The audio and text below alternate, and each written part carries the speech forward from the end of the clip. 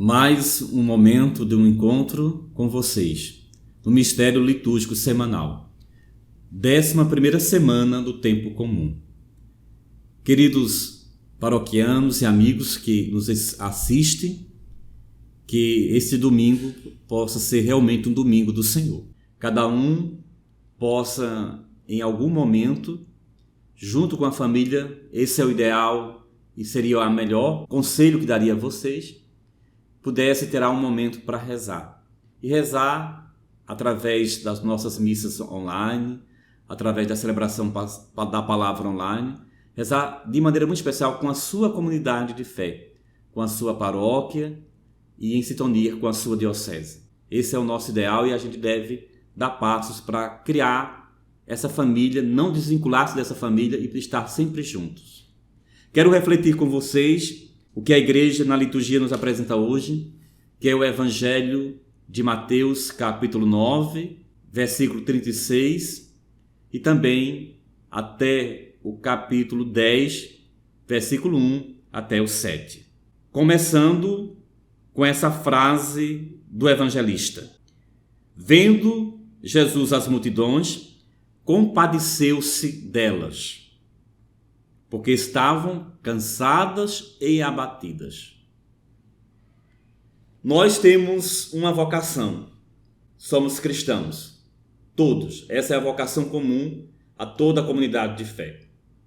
Temos as vocações específicas ao matrimônio, à vida religiosa, à vida laical, e dentro da vida eclesial temos movimentos pastorais, serviços, os mais diversos carismas que tentam responder a essa vocação, a este chamado de Deus. Eu acredito que a constatação de Jesus em perceber que as pessoas estavam cansadas, abatidas por falta de lideranças e lideranças comprometidas, é que fez com que Jesus convocasse os 12 homens, representando o antigo povo de Deus, as 12 tribos de Israel, recordando, o número 12 é um número completo, que faz uma recordação bíblica, é um número pleno, para os levar a essa missão. E ele, ao convocar os 12 discípulos, deu-lhes poder, ou seja, os capacitou para expulsar os espíritos maus e para curar as enfermidades das pessoas. Claro, quando Jesus convoca vocacionalmente esses discípulos, ele sabia do limite de cada um deles. Por isso, deu a eles o poder, a graça de exercer a missão. E essa missão, ela está unida à missão do Mestre, que conduz os 12, que é Jesus Cristo. Vocês vão ver Jesus Cristo curando enfermos. Vocês vão ver Jesus Cristo purificando leprosos. Vocês vão ver Jesus Cristo expulsando demônios. Aqui no capítulo 10, versículo 7, vem especificando a missão desses discípulos, com esses verbos: curar, purificar e expulsar. São verbos próprios da vida de Jesus. São ações próprias da vida de Jesus, que ele dá à comunidade, aos discípulos, para o exercício.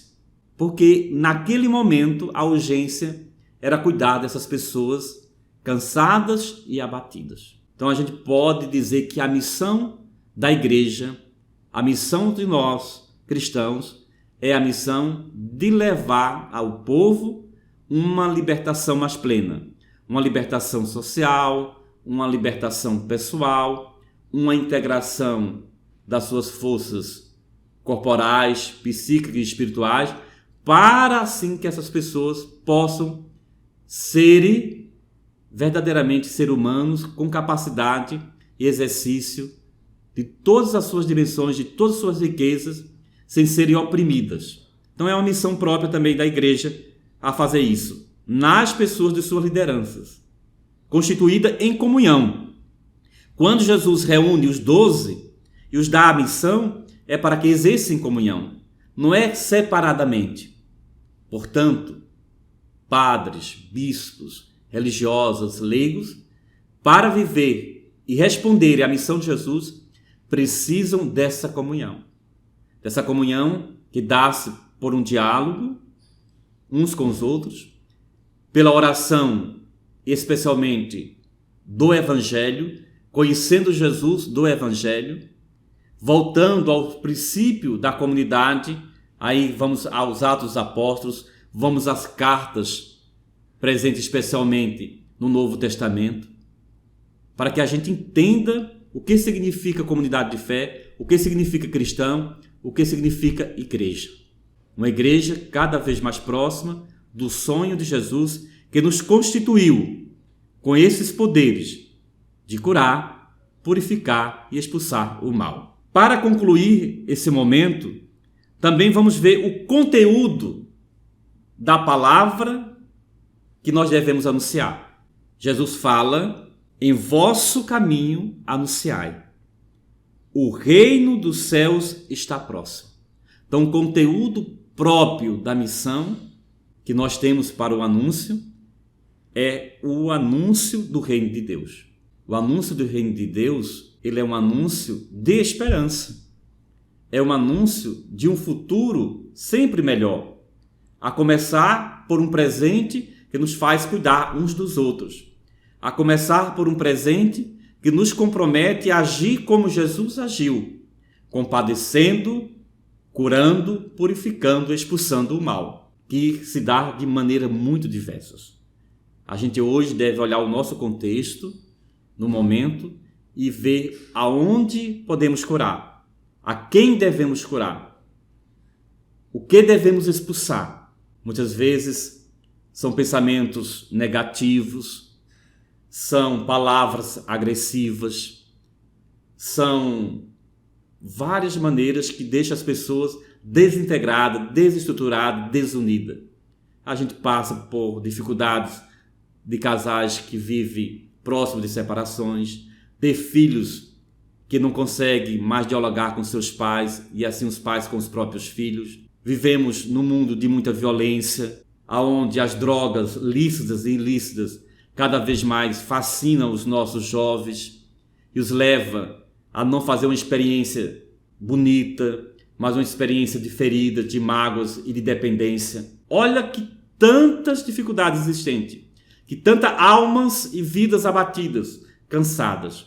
Mas Jesus vai dizer: anunciai o reino de Deus. E anunciando o reino de Deus, a gente pensa em instituições como a Fazenda Esperança, que é um lugar onde traz pais de famílias, jovens, homens e mulheres para a recuperação.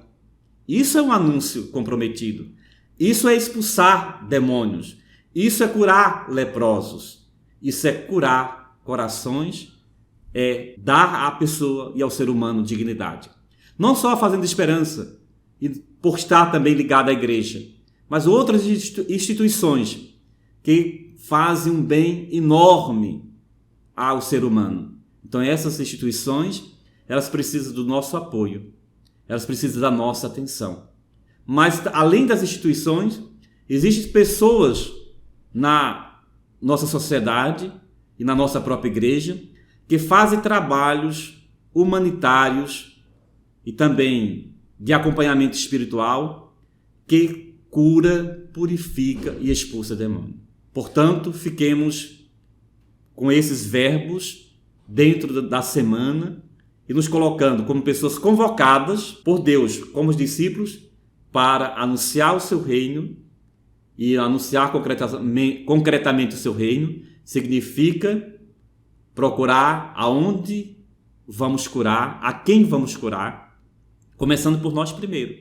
Esse trabalho de cura interior, de integração pessoal, a quem vamos purificar, começando por primeiro também nós, com atitudes, com gestos de bondade, para também fazer assim aos outros, e como expulsar em nós e nas pessoas e no nosso ambiente todo tipo de mal que danifica a boa convivência, que prejudica o bom relacionamento de comunhão e fraternidade. Enfim, Muito obrigado por estar conosco nessa reflexão.